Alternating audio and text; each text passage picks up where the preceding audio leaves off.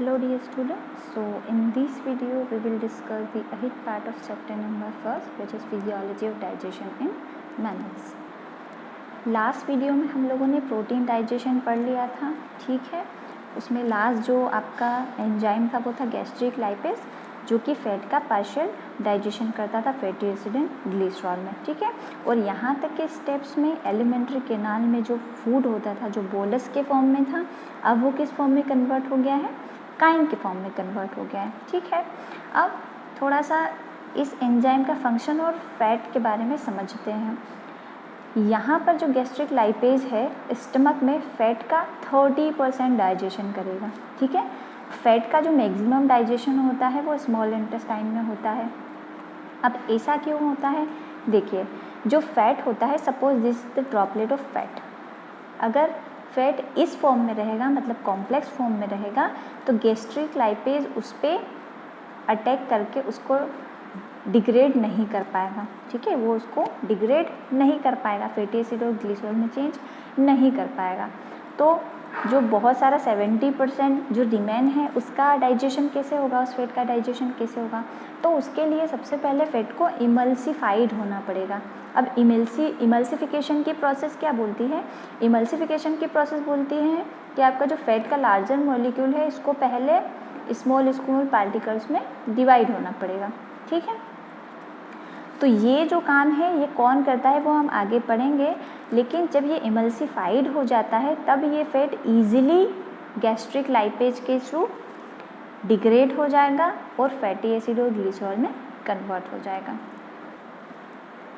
अब alimentary canal का जो नेक्स्ट पार्ट है वो है स्मॉल इंटेस्टाइन। अब स्मॉल इंटेस्टाइन जो होती है वो 3 पार्ट्स में डिवाइडेड होती है, ठीक। ये वाला जो पार्ट होता है जो स्टमक के बाद वाला पार्ट होता है वो होता है डिओडिनम, इधर बीच वाला जो पार्ट होता है वो इलियम होता है और लास्ट वाला जो पार्ट होता है उसको जेजुनम बोलते हैं। इस तरीके से जो स्मॉल इंटेस्टाइन होती है वो 3 पार्ट्स में डिवाइडेड होती है, डिओडिनम, इलियम एंड जेजुनम, ठीक है। अब सबसे पहले क्या होगा, जो काइम है आपका, ठीक है, वो कहाँ पहुँचेगा, डिओडिनम में पहुँचेगा। अब जो स्मॉल इंटेस्टाइन होती है उसमें हर तरीके के जो कंपोनेंट्स होते हैं आपके फूड कंपोनेंट्स, उन सभी का डाइजेशन होता है, ठीक है। अब स्मॉल इंटेस्टाइन में जो डिओडिनम वाला पार्ट होता है, इस डिओडिनम वाले पार्ट से यहाँ ऊपर लीवर होता है, ठीक है, लीवर के साथ में गॉल ब्लैडर होता है और यहाँ पे होता है आपका पेनक्रियास, ठीक है। जब हम डिओडिनम को पढ़ रहे हैं तो हमको लीवर, गॉल ब्लैडर का फंक्शन भी पढ़ना पड़ेगा और पेनक्रियास का फंक्शन भी पढ़ना पड़ेगा, ठीक।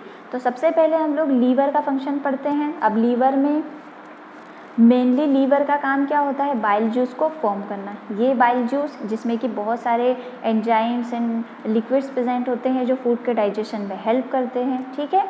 अब ये जो बाइल जूस जो लीवर फॉर्म कर रहा है ये किस में आके स्टोर होगा, गॉल ब्लैडर में आके स्टोर हो जाएगा, ठीक है। और स्टोर होने के साथ साथ जो बाइल जूस लीवर से गॉल ब्लैडर में गया है तो गॉल ब्लैडर में जाने के बाद वो पार्शियल क्या हो जाता है, कॉन्सनट्रेट हो जाता है, ठीक है। थोड़ा सा क्या हो जाएगा, गाढ़ा हो जाता है, वो उसमें वाटर का कंटेंट कम हो जाता है, ठीक। Bile juice made by liver के द्वारा बनाया जाता है and stored into the gall bladder में उसको स्टोर किया जाता है। यहाँ लीवर से बनेगा और लीवर से कहाँ आ जाएगा, आपके गॉल ब्लैडर में आ जाएगा, ठीक है।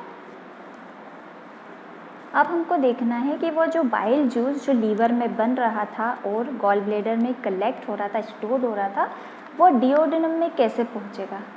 तो उसके लिए क्या होता है, suppose this is the liver और ये क्या है, गॉल ब्लैडर, ठीक है। यहाँ पे आपका बाइल जूस फॉर्म हुआ, ये कहाँ स्टोर हुआ, आपके गॉल ब्लैडर में, ठीक है। अब इन दोनों का कनेक्शन कहाँ पे होता है, डिओडिनम में। लीवर का भी कनेक्शन होता है और आपके गॉल ब्लैडर का भी कनेक्शन होता है, ठीक है। जैसे ये लीवर की डक्ट हुई और इधर से आ गई आपकी गॉल ब्लैडर की डक्ट और यहाँ पे एक कॉमन डक्ट बन गई दोनों के लिए। तो गॉल ब्लैडर से जो डक्ट आती है उसको बोलते हैं सिस्टिक डक्ट, ठीक है, उसको क्या बोलते हैं, सिस्टिक, CYSTIC, सिस्टिक डक्ट। और लीवर से जो डक्ट आती है उसको बोलते हैं हिपैटिक डक्ट। और जब दोनों डक्ट मिल जाती है, ठीक है, जैसे ये गॉल ब्लैडर से आ रही है वो डक्ट और ये लीवर से आ रही है वो डक्ट, ये दोनों डक्ट एक कॉमन डक्ट में ओपन हो जाती है जिसको बोलते हैं बाइल डक्ट, ठीक है। जैसे ये है एक common duct, bile duct, okay. अब नीचे पेनक्रियाज भी जुड़ा हुआ है, ठीक है। पेनक्रियाज में पेनक्रियाटिक जूस बनता है। अब ये पेनक्रियाटिक जूस भी कहाँ जाएगा, डिओडिनम में, ठीक है। तो ये भी एक डक्ट के थ्रू कहाँ ओपन होगा, डिओडिनम में ओपन होगा। तो ये वाली जो डक्ट है उसको बोलते हैं पेनक्रियाटिक डक्ट।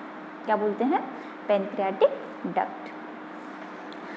अब pancreatic duct plus bile duct, ये दोनों डिओडिनम में जाने के बाद कॉमन डक्ट में ओपन हो जाते हैं। उस कॉमन डक्ट को बोलते हैं हेपेटोपेनक्रियाटिक डक्ट, ठीक है।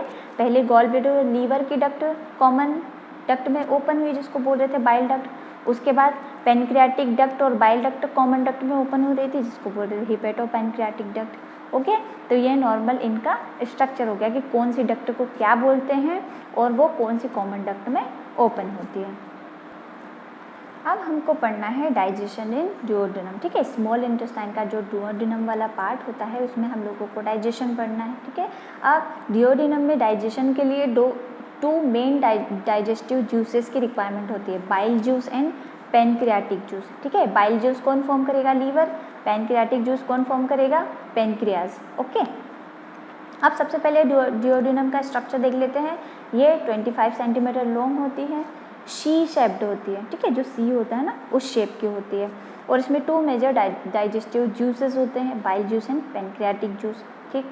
अब पहले बाइल जूस के बारे में पूरा पढ़ेंगे, उसके बाद पेनक्रियाटिक जूस के बारे में पूरा पढ़ेंगे, ठीक है। तो सबसे पहले बाइल जूस के बारे में पढ़ते हैं कि बाइल जूस क्या है, कैसा है और ये कैसे फूड का डाइजेशन करेगा, ठीक है। सबसे पहले इसका सिंथेसिस कहाँ होता है, इसका सिंथेसिस होता है लीवर में, सिंथेसिस इन लीवर, ठीक है। स्टोरेज कहाँ होता है बाइल जूस का, स्टोरेज इन गॉल ब्लैडर में इसका स्टोरेज होता है। अब ये जो बाइल जूस होता है जब ये लीवर में बनता है तब ये थोड़ा डाइल्यूट फॉर्म में होता है, लेकिन जब ये गॉल ब्लैडर में चला जाता है तो गॉल ब्लैडर में जाने के बाद ये थोड़ा सा कॉन्सेंट्रेट हो जाता है, मतलब इसमें से वाटर की जो क्वांटिटी होती है वो एब्जॉर्ब कर ली जाती है, ठीक है। तो ये किस फॉर्म में कन्वर्ट हो जाता है, कॉन्सेंट्रेटेड फॉर्म में। अब बाइल जूस का कंपोजिशन देख लेते हैं।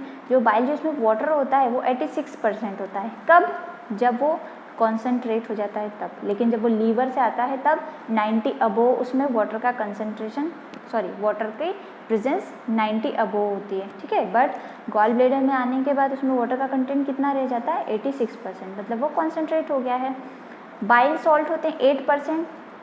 कौन कौन से बाइल सॉल्ट होते हैं, सोडियम ग्लाइकोलेट, सोडियम टोरोकोलेट, ये 2 टाइप के बाइल सॉल्ट प्रेजेंट होते हैं बाइल जूस में, ठीक है। नेक्स्ट है आपके बाइल पिगमेंट, कितने % प्रेजेंट होते हैं, 3%। उनके नाम है बिलिरुबिन और बिलीवर्डिन, ठीक है। ये 2 नेम आपने सुने होंगे। जो कोई जॉइंटिस का पेशेंट होता है जिसको पीलिया हो गया है, ठीक है, तो वो जो पेशेंट होता है उसकी बॉडी में ये जो 2 पिगमेंट होते हैं इनका कॉन्सेंट्रेशन बहुत ज़्यादा बढ़ जाता है या इनकी क्वांटिटी बहुत ज़्यादा बढ़ जाती है, इसीलिए उसकी बॉडी येलोइश दिखाई, क्योंकि येलो कलर के सब्सटेंसेस होते हैं। तो इनका जब क्वांटिटी बढ़ जाएगी इसलिए बॉडी कैसी दिखाई देती है, येलो कलर की दिखाई देती है, ठीक है। तो ये मेन जॉइंटिस डिसीज कॉज करने में इनका मेन रोल होता है, बिलिरुबिन एंड बिलीवर्डिन का, ठीक। बाइल जूस में कोलेस्ट्रॉल होता है 2%, अदर कंपाउंड होते हैं 1% और इसका जो pH होता है वो 7.6 होता है, मतलब कि ये कैसा होता है, अल्कलाइन होता है, ओके। अब बाइल जूस का फंक्शन पढ़ लेते हैं कि बाइल जूस क्या काम करता है, ठीक है। अब सबसे पहले इसका वर्क है न्यूट्रलाइज एसिडिटी ऑफ फूड, वो फूड जो स्टमक से HCl के एनवायरनमेंट से एसिडिक फॉर्म में डिओडिनम में आ रहा है, तो सबसे पहले तो उसकी एसिडिटी को कम करना पड़ेगी, ठीक है। तो जो बाइल जूस होता है वो उसकी एसिडिटी को कम करता है और उसको न्यूट्रलाइज कर देता है, मतलब 7 के आसपास उसका pH कर देता है। जो बाइल जूस होता है वो एंटी माइक्रोबियल होता है, मतलब अगर आपके फूड में कोई भी माइक्रो ऑर्गेनिज्म यहाँ तक प्रेजेंट है तो वो उनको किल कर देता है, कौन, बाइल जूस, ठीक है। अब बाइल जूस में जो बाइल सॉल्ट प्रेजेंट है, देखिए कौन कौन से 2 bile salt, sodium glycolate and sodium taurocholate. ये जो सॉल्ट होते हैं ये सॉल्ट क्या करते हैं, फैट का इमल्सिफिकेशन करते हैं, ठीक है। मैंने आपको पहले भी बोला था कि इस फॉर्म में फैट को डाइजेस्ट करना या उसको डिग्रेड करना टफ होता है, उसको आपको इमल्सिफाइड करना पड़ेगा, मतलब छोटे छोटे पार्ट्स में डिवाइड करना पड़ेगा। तो ये काम कौन करता है डुओडेनम में, बाइल सॉल्ट करते हैं, ठीक है। वो फैट को इमल्सिफाइड फैट में कन्वर्ट कर देते हैं। उसके बाद जो गैस्ट्रिक लाइपेज होता है वो इसको इजीली डिग्रेड कर देता है आपके फैटी एसिड और ग्लिसरॉल में, ठीक है। इसके बाद वाला जो है पैनक्रियाटिक जूस, और यहाँ पे स्टोन का क्या मैटर होता है, जो पथरी हो जाती है वो क्यों होती है, वो हम लोग डिस्कस करेंगे नेक्स्ट वीडियो में। Till then take care.